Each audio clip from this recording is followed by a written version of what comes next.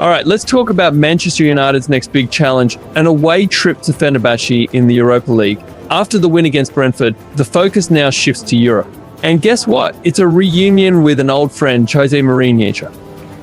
Oh yeah, Mourinho is definitely the big story here. He's got Fred and Amrabat on his side now at Fenerbahce, and you know how he loves these kinds of narratives. But for Erik Ten Hag, this is a must-win game. United's had 2 frustrating draws in the Europa League so far, and Fenerbahce are 2 points ahead. The pressure is real. Big news, Erik Ten Hag has named a 20-man squad for the game, and it includes some fresh young talent. What do you make of this? Yes, that's right. 3 teenagers are in the squad, defenders Harry Amass and Habib Ogani, and striker Ethan Wheatley. It's a great opportunity for them to get some experience in Europe. That exposure can be huge for their development. I'm sure they're excited to be part of the team, especially in a big game like this against Fenerbahce, coached by none other than Jose Mourinho. Mourinho is a big name in football, and Fenerbahce will be a tough challenge, but for these youngsters, it's all about being around the first team, learning from senior players like Casemiro, Lisandro Martinez. Speaking of senior players, it looks like Jonny Evans is missing out after that knock he picked up against Brentford. What does that mean for United's defence? Yeah, losing Evans is a bit of a blow, but thankfully Mathys de Ligt and Casemiro are both fit and ready to go. The defence will still be strong with the likes of Lisandro Martinez and Diogo Dalot back there. And Bruno Fernandes is suspended after that red card in the Porto game, so he's been given a break. How do you think United will cope without their captain?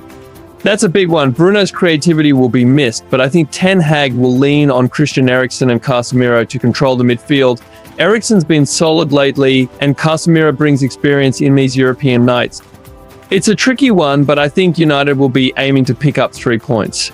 With the squad they've got, even without Bruno and Evans, they should have enough to get the job done. It'll be a great learning curve for the younger lads too.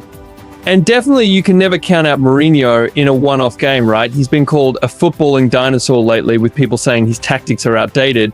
But we know he can still set his team up to frustrate the opposition, especially in these big games. Mourinho will probably go for that classic low block, cutting off space between the lines. He'll try to frustrate United by man-marking players like Rashford or Garnacho, making it tough for them to operate. And don't forget, Allan Saint-Maximin could be a real threat on the counter for Fenerbahce, especially if he's fresh. Yeah, Mourinho's always got a plan, especially in these types of matches. And let's not forget, Youssef Nasir might start too. United fans still have nightmares about him from his Sevilla days. Edin Dzeko is also an option off the bench to cause problems late on. For United, this could be a great game for Ahmad. He's great in tight spaces, and with Fenerbahce likely sitting deep, he won't need space to run in behind. Bruno Fernandes will be missed, of course, but United need to play smart, quick one-touch passing and movement off the ball will be key. The last thing United need is a repeat of the 2017 Europa League final, where Mourinho's United frustrated Peter Bosz's Ajax to death with that low block and lethal counter-attacks. Ten Hag can't let that happen. Meanwhile, United's injury list entails Harry Maguire, Jonny Evans, Tyrell Malacia, Luke Shaw, Lini Yoro, Kobbie Mainoo, and Mason Mount. With that in mind, here is how we've predicted United to line up today.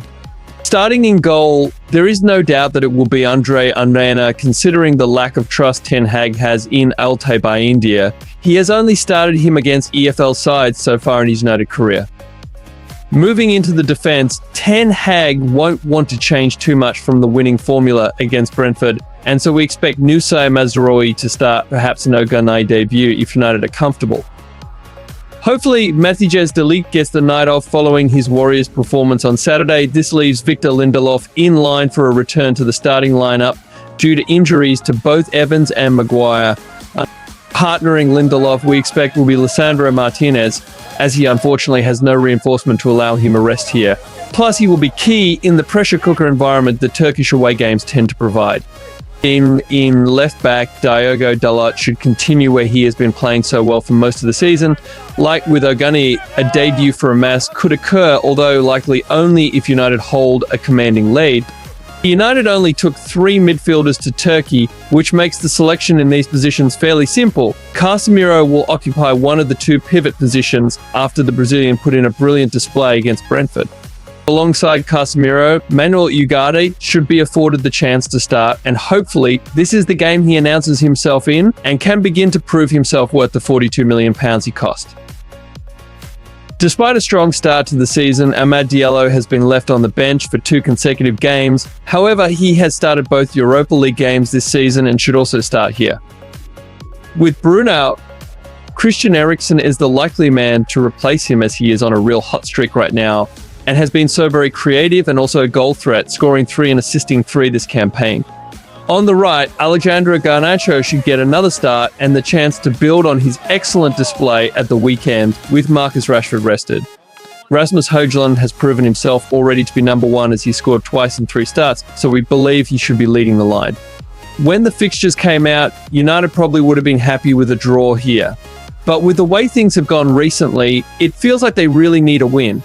They have to start fast, especially with that wild Turkish crowd. An early goal would be massive. And if the early goal doesn't come, they need to stay calm, keep probing, and avoid panicking. Fenerbahce can be beaten if United defend transitions well. It's going to be a real test of their mentality. This is a huge test for United in Europe, especially given their recent form. If they can control the game, stay composed, and take their chances, a draw would be decent, but a win would be the perfect statement. No doubt about that, Ten Hag will probably be content with a draw, knowing that the bigger battles in Europe are yet to come. Let's see if United can handle the heat in Turkey. Let's hope for a strong performance. What are your thoughts, everyone? Do you think the United will win in Istanbul? Let us know predictions in the comments.